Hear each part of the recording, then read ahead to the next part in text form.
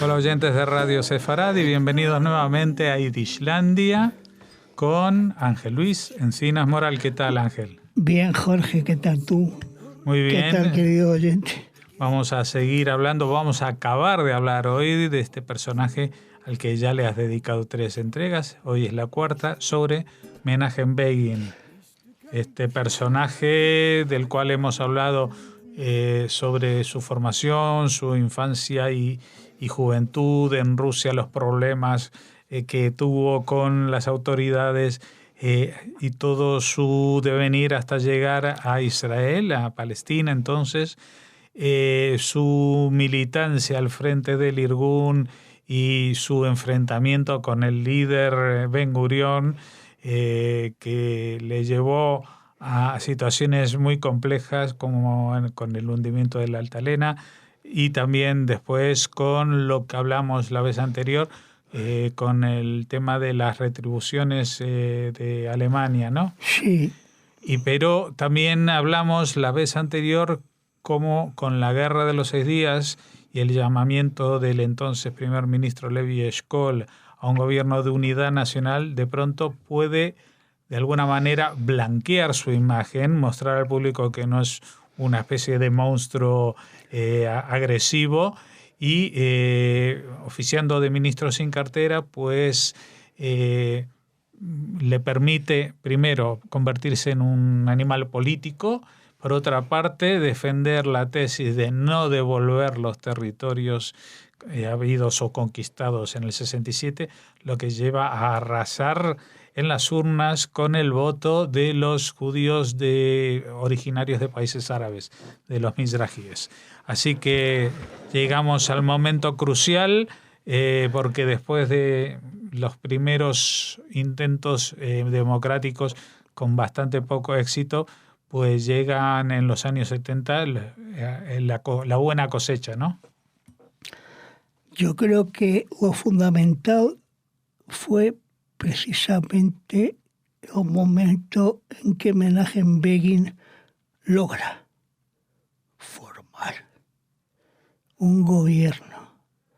bastante amplio el 20 de junio de 1977, donde entra prácticamente toda la oposición al laborismo y que a los pocos meses integraría también al partido DAS, siglas de Movimiento Democrático para el Cambio, presidido por el general y eminente arqueólogo Yigael Yadin. Es decir, reúne a todo el arco político israelí, salvo a los laboristas, o mejor, no, salvo a un laborista, Moshe Dayan, el general más prestigioso de la guerra de los 6 días, al cual, curiosamente, nombra ministro de Asuntos Exteriores. Cargo que ejercerá por lo menos durante el primer gobierno Begin. Pero el cambio del primer gobierno Begin fundamentalmente va a ser en el terreno económico, a pesar de que el propio nuevo presidente del gobierno va a decir que ustedes no pueden echar la gestión de la economía sobre las amas de casa, refiriéndose a los laboristas y refiriéndose en este momento a los impuestos que habían puesto los laboristas a todos los ciudadanos israelíes sin distinción de clases, que eran los impuestos para viajar fuera de Israel y el impuesto de la televisión en color. Sin embargo, la política de Begin en un primer momento, curiosamente, va a ir orientada a algo que podríamos denominar asegurarse esa base electoral misrají y sefardí que la había votado en las elecciones mediante un ambicioso proyecto de construcción de viviendas que, apoyado por la agencia judía, la diáspora y el Ministerio de la Vivienda, va a alojar desde 1977 a 1983 a más de 450.000 personas en 82 localidades del país. Lo cual, entre otras cosas, le va a garantizar la reelección en las segundas elecciones que tuvieron lugar, o las primeras elecciones que tuvieron lugar bajo su mandato. En esta época aparece también un simpático personaje como ministro de Economía llamado Dan Meridor, el cual, para que nos entiendan nuestros lectores de España, es un Montoro a la israelí, el cual llega a intentar grabar los lavados de ropa dentro del kibutz como si fueran un servicio a terceros, cuando en realidad era como si te cobraran en casa porque tu madre te lavase la ropa. No obstante, Begin también lleva a cabo un plan de reforma de enseñanza muy importante, implantando un sistema de becas en la enseñanza media y secundaria y también ampliando la educación obligatoria y gratuita al 10º grado. Es decir, intentando universalizar la educación para preparar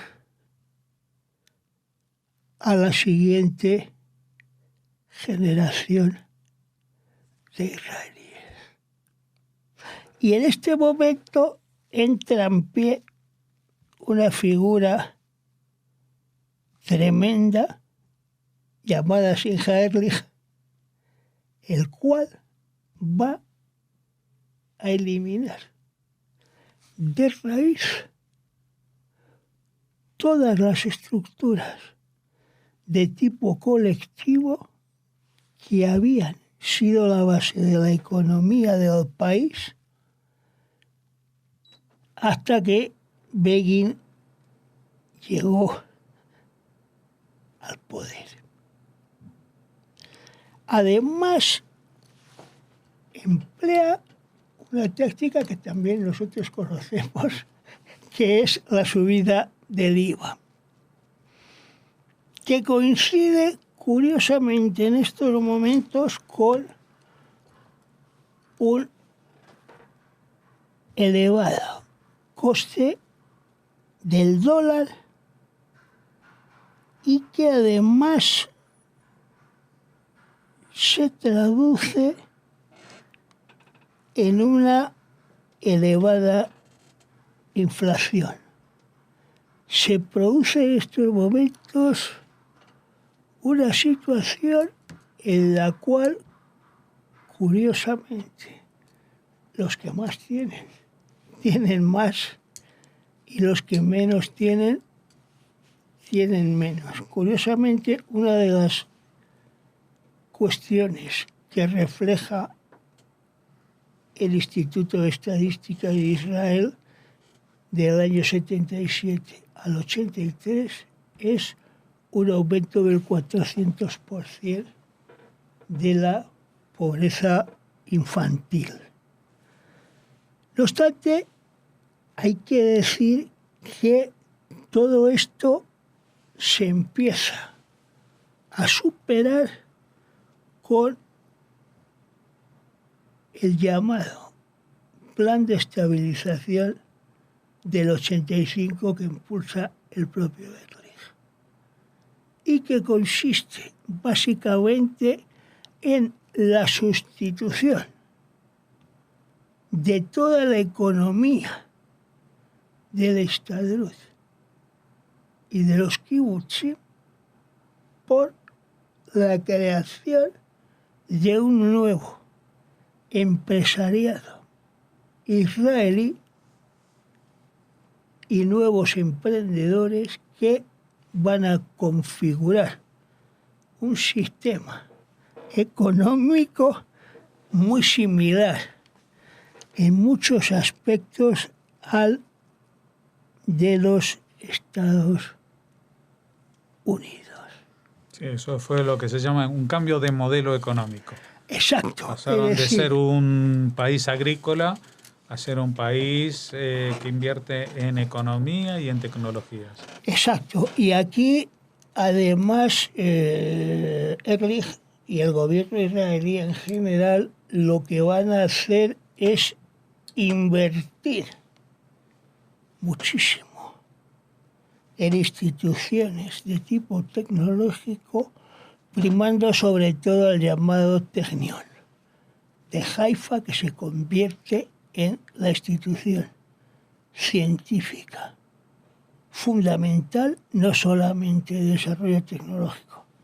en el interior de Israel, sino también en el exterior, con toda la tecnología necesaria para los ordenadores que empiezan a aparecer a nivel personal en estos momentos en todo el mundo y a suministrar de chips y de elementos y accesorios de hardware y de software a las grandes compañías mundiales como IBM o incluso la Apple. Esto también es bastante importante.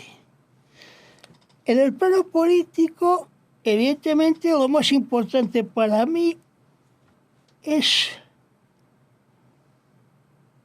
la firma del Tratado de Camp David en el año 78. Por primera vez, un presidente árabe, no solamente que ya había visitado Israel, sino que mediante este tratado reconoce la existencia del Estado de Israel a cambio de que se le devuelva todos los territorios del Sinaí que habían sido conquistados en la Guerra de los 6 días. Esto es muy importante porque supuso también no solamente prestigio para Anwar el-Sadat, sino también para el antiguo terrorista número 1 de los británicos como jefe de Estado a nivel internacional Y Premio Nobel de la Paz. capaz de construir la paz, por lo cual tanto Begin como Sadat recibieron conjuntamente el Premio Nobel de la Paz. Y esto fue muy importante. Begin también tuvo que afrontar dentro de su partido diferentes cuestiones de tipo ideológico y práctico, sobre todo con lo que atañía a los territorios de Judea y Samaria, que todavía no estaban en manos de los árabes palestinos. Y precisamente las divergencias de algunos miembros del partido con Begin y también de miembros del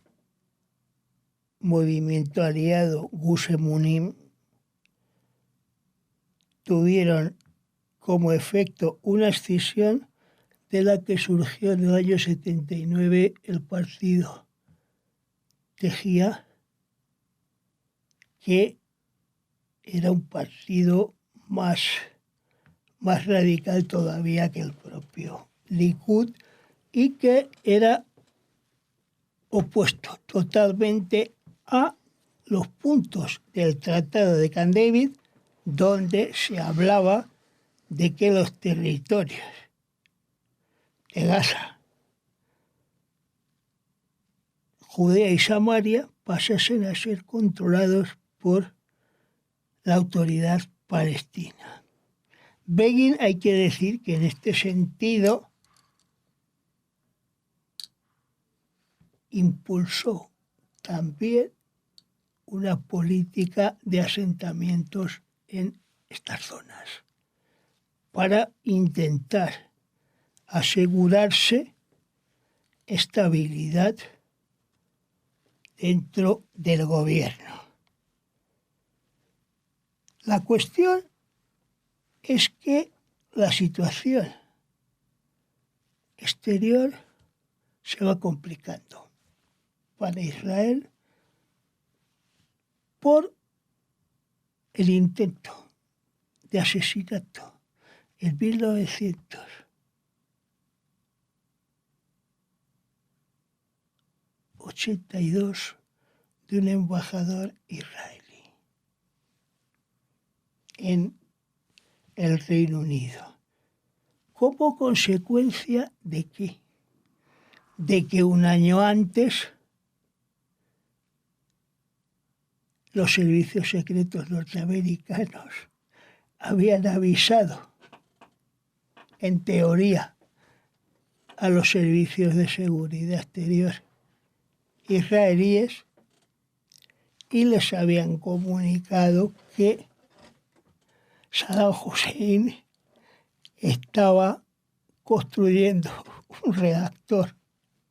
nuclear para construir una bomba atómica y, como decía él, lanzarla sobre Israel. Claro, Begin reúne al gabinete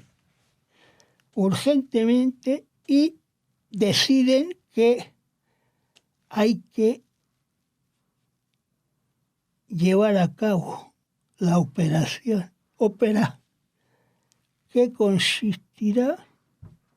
en el bombardeo de ese reactor en 1981, unos días antes de que entre en funcionamiento. Evidentemente, cuando se conoce la noticia a nivel internacional, el Consejo de Seguridad de la ONU incluido, hay que decirlo también, los Estados Unidos, votan la resolución 487 por la cual se condena a Israel por este acto. Como consecuencia de represalia de este acto, tiene lugar en el 82 el atentado contra el embajador israelí en Londres y Begin reacciona proponiendo al gobierno el lanzar la operación Paz para Galilea sobre el sur del Líbano, allende el río Litani y llegando hasta Beirut con el fin de evitar los merodeos de los terroristas árabes palestinos por la Galilea y al mismo tiempo utilizar la operación para expulsar a Yasir Arafat y a otros dirigentes palestinos desde el Líbano a Túnez, a donde partirían en barco tras llegar el Sahel apoyado por las milicias falangistas libanesas dirigidas por Pierre Gemayel. Sin embargo, el prestigio de Israel queda un poquito tocado a nivel internacional cuando los falangistas de Gemayel entran en los campos de refugiados de Shabra y Shatila y llevan a cabo una matanza de árabes palestinos, de lo cual, curiosamente, los medios de comunicación internacionales no van a acusar al líder falangista libanés, sino que van a echar toda la culpa al ministro de Defensa de Israel, Ariel Sharon, iniciándose una polémica tremenda dentro de la sociedad israelí. Tiene lugar